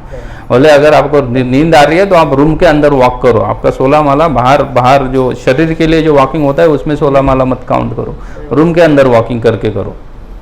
अगर नींद आ रही है तो रूम के अंदर वॉकिंग में बेसिकली, अगर क्योंकि हम तो भौतिकता में है, ये शरीर पूरा भौतिक संसार में लथपथ है कई सारे काम इच्छाओं से, तो नींद आ सकती है तो रूम के अंदर बोले वॉकिंग करो। लेकिन जो बाहर जो लोग मॉर्निंग वॉक के लिए निकलते बोले दैट इज नॉट 16 डाउन, वो एक्स्ट्रा में काउंट करो, जो भी है वो एक्स्ट्रा में काउंट करो। हरे कृष्णा प्रभु। यस प्रभु, कोई ऑनलाइन क्वेश्चन पूछा है? इंटरनल पोटेंसी का थर्ड सब हेडिंग क्या है? बस मतलब है आह्लादनी शक्ति, फिर संवित्ति शक्ति, और थर्ड क्या है? थर्ड नहीं समझ में आया। संवित और संविध, VINDHI। Yes, Samvid. Those people are online. It is requested that class for them it's over. Whatever the question you are having, that please ask in the next session. I am going to take, because some parties remained from the Bhava Bhakti, so I am going to take that in the next class. So that time we will have question answer. जितने भी भक्त online कक्षा सुन रहे हैं, it is requested to them कि आपके लिए क्वेश्चन आंसर इसका बाकी है, क्योंकि बहुत सारी इसमें टर्मिनोलॉजी बाकी रही है जो कि हम अगले कक्षा में कवर करेंगे नेक्स्ट संडे ऑन 25th। उस वक्त आपके हृदय में जो भी क्वेश्चन होंगे आप पूछ सकते हैं। Okay, thank you very much for attending today's class. Hare Krishna. Srila Prabhupada की। हाँ, और किसी को कोई प्रश्न है? ये तो इन लोगों के लिए था। यस माता जी। हाँ, यदि साधक अलग से मृत्यु में फंस गया है और वो डर रहा है या भयभीत हो रहा है कि आगे क्या होगा और मुझे क्या करना चाहिए, तो उस अवस्था में उस साधक को सरल मार्ग बताइए। जी जी, आप फिर से प्रश्न को एक बार रिपीट कीजिएगा। अगर साधक अनर्थ निवृत्ति में ही फंसा हुआ है और बहुत संघर्ष कर रहा है और उसे भय भी बना रहता है और डर भी लगा रहता है कि कहीं कहीं इस भक्ति से भागना आ जाए, तो उसके लिए उस अवस्था में क्या करना चाहिए? और देखिए, साधना भक्ति जब बात आती है तो साधक को जो विधि नियम है उसको कठोरता से पालन करना पड़ेगा। अगर उसको डर लग रहा है किसी भी चीज़ से कि मैं अनर्थ निवृत्ति में ही फंसा रह के भक्ति छूट जाएगी, तो फिर उसको जो विधि नियम जो दिए गए, विधि निषेध जो दिए गए, उसको उतने दृढ़ता से पालन करना पड़ेगा और दूसरा कोई उपाय नहीं है उससे बाहर आने के। विधि निषेधों को हम एस्केप करके अनर्थ को निवृत्त कर ही नहीं सकते हैं। जितना हो सके हमें दृढ़ता से विधि निषेधों को ही पालन करना पड़ेगा।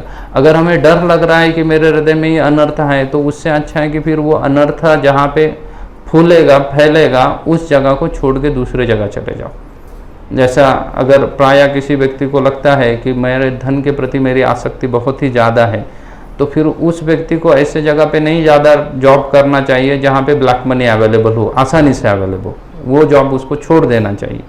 जैसे मेरे कौशली था, उसका जो जॉब है वो PWD डिपार्टमेंट में था, हालांकि सरकारी जॉब, असिस्टेंट इंजीनियर है वो। MPSC पास होने के बाद भी मैंने उसको कहा कि वो जॉब त्याग दे करके, वो जॉब ठीक नहीं है तुम्हारे लिए। वो सरकारी जॉब छोड़ के मैंने उसको प्राइवेट जॉब करने के लिए लगाया, क्योंकि वहाँ पे अनर्थ निवृत्त तो हो ही नहीं सकता है। धन वहाँ पे ब्लैक मनी इजीली अवेलेबल है। वैसे ही धन की इच्छा व्यक्ति के हृदय में रहती है और ब्लैक मनी अवेलेबल है, तो व्यक्ति गड़बड़ करेगा ही करेगा। फिर वो साधन ठीक से करेगा नहीं, साधन ठीक से करेगा नहीं तो अनर्थ निवृत्त नहीं होगी। तो फिर ऐसे हर किसी को फिर पर्सनल, हर किसी का केस टू केस अनर्थ, कोई अनर्थ ज़्यादा स्ट्रांग हो सकता है, कोई अनर्थ कम स्ट्रांग हो सकता है। किसी धन के प्रति किसी की आसक्ति हो सकती है, किसी की स्त्री में आसक्ति हो सकती है, किसी को प्रेस्टीज में आसक्ति हो सकती है ना, नाम मेरा बड़ा हो जाए वगैरह, इस चीज़ में आसक्ति हो सकती है। हर किसी की आसक्ति अलग अलग जगह हो सकती है। तो जिस जगह हमारी आसक्ति ज़्यादा है और वो चीज़ जहाँ पे ज़्यादा मात्रा में उपलब्ध है उस जगह उसने नहीं जाना चाहिए। जैसे मैं एक बार इसमें था, रथ यात्रा में था जगन्नाथपुरी में, रास्ते पे चल रहा था, जगन्नाथ का रथ रुका हुआ था, शाम को रथ यात्रा खत्म हुई तो एक व्यक्ति मेरे साथ, बहुत सारी भीड़ रहती है उसमें, तो एक व्यक्ति ने मुझे पूछा, स्वामी एक प्रश्न है। मैं बोला कहिए। बोले मेरे अंदर कामना बहुत है, स्त्री के प्रति आसक्ति बहुत है मेरे हृदय में। मैं बोला क्या करते हो आप? वो बोला कि मैं एक गर्ल्स स्कूल में टीचर हूँ। मैं बोला जॉब छोड़ दो तुम। बोला जॉब छोड़ूंगा तो मैं खाऊंगा क्या? मैं बोला भीख मांग के खाओ, कुछ भी करो, लेकिन अगर तुमको अनर्थ से निवृत्त होना है तो तुम्हें पहले क्या करना पड़ेगा? जॉब त्याग देना पड़ेगा। और नहीं त्याग सकते हो तो अनर्थ से निवृत्त होने की बात ही छोड़ दो। अगर हमें किसी भी अनर्थ से निवृत्त होना है तो उस अनर्थ जहाँ पे ज़्यादा मात्रा में, या उस अनर्थ को क्या कहते हैं ना, फ्लरिशिंग के लिए वातावरण जो है वो उसके लिए पोषक वातावरण है, उस वातावरण से क्या करना पड़ेगा? बाहर निकलना पड़ेगा। अगर नहीं निकलेंगे तो हम विधि को ठीक से पालन नहीं कर पाएंगे। फिर वो थोड़ा सा ऐसा ही चलता रहेगा कि ठीक है, मैंने किसी से डायरेक्ट तो 10 लाख रुपए नहीं लिए, उसने मुझे क्या कर दिया, कार डोनेट दे दिया। पर उसने तो खुद दे दिया ना, मेरा बर्थडे था, उसने कार गिफ्ट दे दिया, मैंने ले लिया। पैसा थोड़ा लिया मैंने, नहीं पैसा नहीं लिया, कार क्या लिया, दोनों एक ही चीज़ होती है, दो अलग अलग चीज़ें नहीं होती हैं। लेकिन व्यक्ति फिर क्या करता है, ऐसा एस्केप करने का सोचता है वहाँ से। इसलिए बेटर है कि अगर हमें अनर्थ से बाहर निकलना है तो जहाँ पे वो अनर्थ ज़्यादा मात्रा में हमारे हृदय में प्रकट होते हैं उस चीज़ को त्यागना ही पड़ेगा। किसी को शराब पीने की बहुत आदत है और वो शराब के फैक्ट्री में काम कर रहा है, शराब की दुकान में काम कर रहा है, ठीक नहीं है उसके लिए, उसको छोड़ना पड़ेगा। उसके अलावा वो कर ही नहीं सकता है। मैं एक बार बम्बई में अभी रिसेंटली तो लॉकडाउन के पहले एक व्यक्ति के घर में गया था। वो व्यक्ति ने भी बोला कि बस प्रभु जी, अभी मैं धीरे धीरे है ना शराब छोड़ दिया हूँ, लगभग अभी थोड़ा सा पीता हूँ, वो भी क्या करना पड़ता है कि पीना पड़ता है मुझे, इसलिए पीता हूँ, लेकिन मुझे छोड़ना है, मैं क्या करूँ। मैंने पूछा आपका बिजनेस क्या है, तो एक ओल्ड मॉन्क करके एक बहुत बड़ा फेमस ब्रांड है, वो उस फैक्ट्री का मालिक है। मैं बोला अभी अब देखो एक ही चीज़ बची है, तो फैक्ट्री बंद करनी पड़ेगी, या तो बंद करो या किसी दूसरे को चलाने के लिए दे दो, दोनों में से कोई एक कार्य करो तुम, या तो दूसरों को चलाने के लिए दे दो और आप चुपचाप घर में बैठ जाओ, वो जो भी पार्टनर किसी को बनाओ, जो देंगे उतने पे खुश हो जाओ, और नहीं है तो फिर आप छोड़ नहीं सकते हो ऐसा इतना आसानी से। तो ऐसे बहुत सारी आसक्तियाँ हमारी हो सकती है और वहाँ से बाहर निकलने का एक ही तरीका है कि उसको तुरंत क्या करो, उस जगह को त्याग दो, तुरंत त्याग दो। आप देखिए मृगारी को जब नारद मुनि काउंसलिंग करते हैं, नारद मुनि ने उसको पहली चीज़ कही कि तुम्हारा धनुष्य तोड़ दो, तुम फर्स्ट चीज़ कहा धनुष्य तोड़ दो। उन्होंने ये नहीं कहा कि ये धनुष्य किसी और को दे दो, वो पंछियों को मारेगा, तुम्हारा धनुष्य उसका रेंट तुम ले लो। हाँ, ऐसा कोई सोल्यूशन नहीं दिया नारद मुनि ने। नारद मुनि ने सोल्यूशन दिया कि इसको तोड़ दो, तुरंत इससे बाहर निकलो, त्याग दो, इसको छोड़ना ही पड़ेगा, तत्काल छोड़ना पड़ेगा, तो ही नष्ट हो जाएंगे ये सब अनर्थ, नहीं तो ऐसे अनर्थ नष्ट नहीं होंगे। कई सारे उदाहरण जगह में को चैतन्य महाप्रभु ने तुरंत छोड़ने के लिए कहा, छोड़ना ही पड़ेगा सब चीज़ें, तभी आप अनर्थ से निवृत्त हो जाओगे। और जिन्होंने छोड़ा वो बहुत बड़े महानतम भक्त बन गए। हम छोड़ नहीं रहे, इसलिए उस समय में भी नहीं छोड़ा। द्वापर युग में हम नहीं थे, ऐसा नहीं, हम भी थे वहाँ पे। शायद हम में से किसी सारे लोगों ने डायरेक्ट भगवान से भगवत गीता भी सुनी होगी, लेकिन कुछ फर्क नहीं पड़ा हमारे ऊपर, हम फिर से कलयुग में आ गए वैसे ही, क्योंकि हम छोड़ नहीं पा रहे हैं। जो छोड़ दिया, जिसने तत्क्षण जिसने छोड़ दिया, वो तो महानतम भक्त बन गए, वो बहुत बहुत ऊंचाई तक पहुंच गए। और किसको कुछ पूछना है? उपासना होती है वो उसका जो क्या कहते हैं, उसको एक बैरिकेड होता है, क्या कहेंगे बैरिकेड को, नहीं, उसको एक बैरिकेड होता है जिसमें उतनी चीज करने के बाद आपको वो चीज प्राप्त हो जाएगी, वो उपासना होती है। हाँ, ये सब हाँ, वो सब उपासना में आती है। तो वैसे कई सारी उपासना होती है ना, खास करके उपासना ये शब्द जो है वो लेफ्ट हैंड साइड जो शास्त्र है, बाएं ओर के जो शास्त्र है उनमें किया जाता है। तंत्र शास्त्र में ज़्यादा आता है, कई सारे तंत्र शास्त्र है उसमें ना, नारदीय तंत्र है, गौतमी तंत्र है, योनि तंत्र है, और भी कई सारे तंत्र हैं। वो सब तंत्र शास्त्र में उपासना होती है। उसमें ऐसा फिक्स स्टफ है ना, 5 अमावस्या आप जाके अगर शमशान में बैठोगे तो आपको ये प्राप्त हो जाएगा। करते हैं लोग महाराष्ट्र में, तो जैसे पागल लोग बहुत है ऐसे महाराष्ट्र में, सब ऐसे शमशान में जाके बैठने वाले, और उनको कुछ ना कुछ प्राप्त होता है, ऐसा ही नहीं कोई प्राप्त नहीं होगा तो वो क्यों जाके बैठेगा फालतू में अपनी रात खराब करेगा। वो जाके बैठे हैं तो उनको मिलता है। ये सब उपासनाएं हैं। हरे कृष्णा।